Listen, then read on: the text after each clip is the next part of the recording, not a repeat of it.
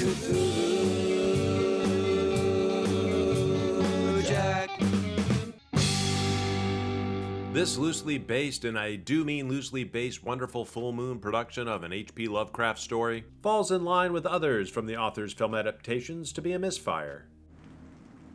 Do you mind, bitch? Or, for that matter, a good film. Oh, come on!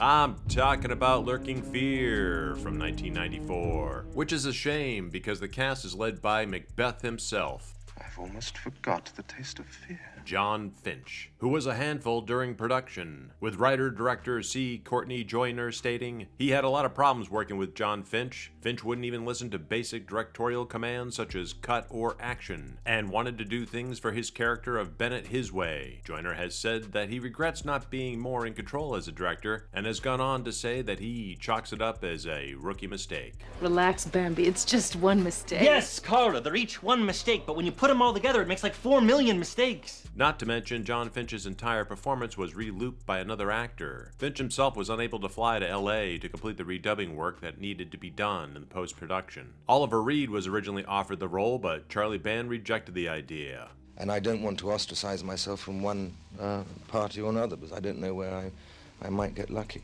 Could you imagine? And Courtney thought he had issues with Finch. I'm just here for the money. With Jeffrey Combs smoking like a chimney as Dr. Haggis. How revolting! Oh, come on, Father. These damn things have been living under our feet and tearing us apart for 20 years! I guess reanimating corpses, now dealing with an underground mutant family tree. I would also be puffing away on coffin nails as well. Of course, he does take a moment to polish off his flask, only to toss back the blood of Christ. Jesus.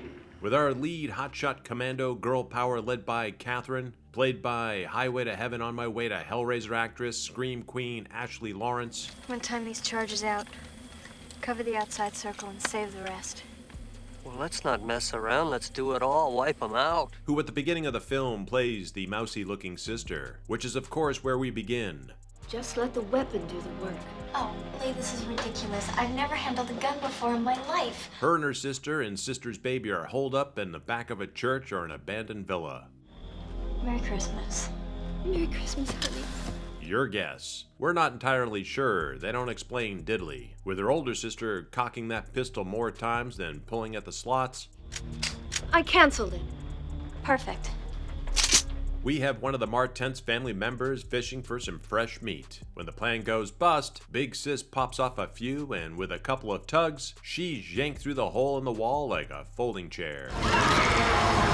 Jumping ahead to who knows when, we find descendant John Martens leaving prison after a 5-year stint, supposedly incarcerated for doing nothing.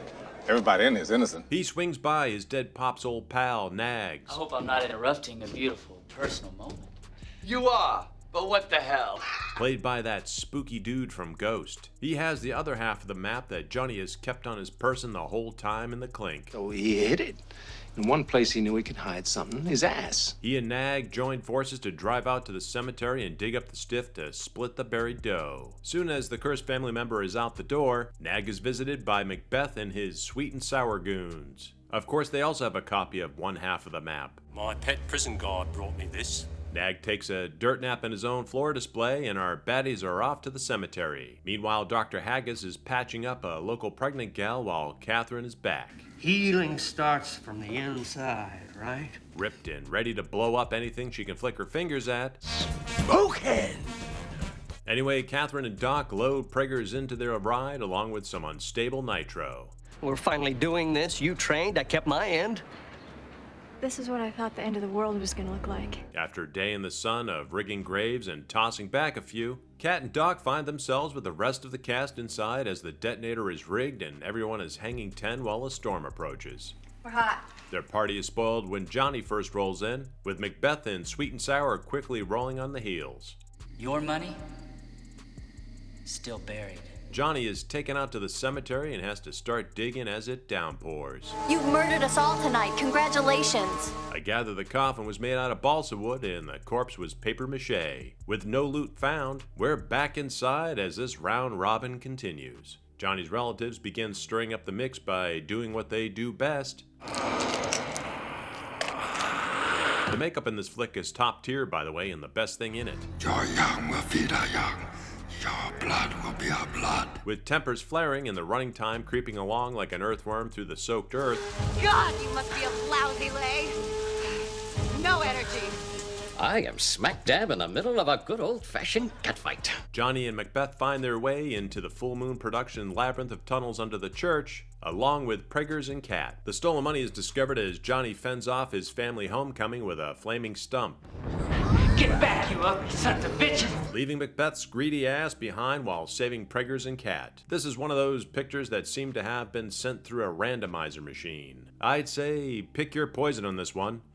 So who's the father? Satan! If you're looking for something nonsensical to pop in while you're cutting your toenails, this might fit the bill. I will tell you when to think. All right. It's always fun to watch Combs chew away on the scenery regardless. Until next time. Can I trust you? Thank you to our YouTube members and everyone out there for your continued support. And Hail Cthulhu!